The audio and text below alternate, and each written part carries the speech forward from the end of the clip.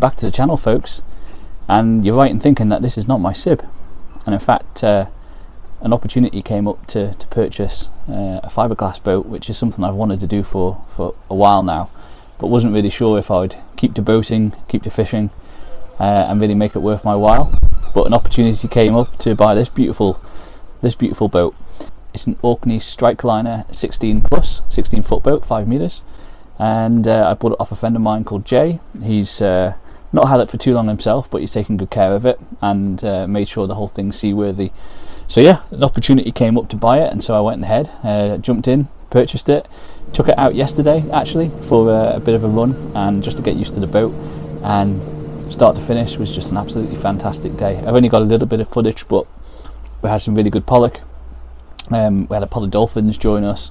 The boat just ran so smoothly the whole afternoon, which was fantastic.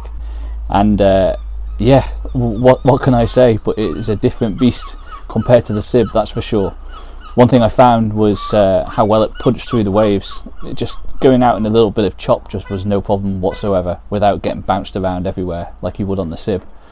Not that I'm knocking the sib is a fantastic piece of kit. The Scout 400 with the 20 Daihatsu on the back is a brilliant outfit, but this is just that little bit more capable, a little bit more comfortable, a lot more spacious, as you can see. And it was nice to just go out and punch through the waves and not have to have a terrible back later that night. So yeah, this is it.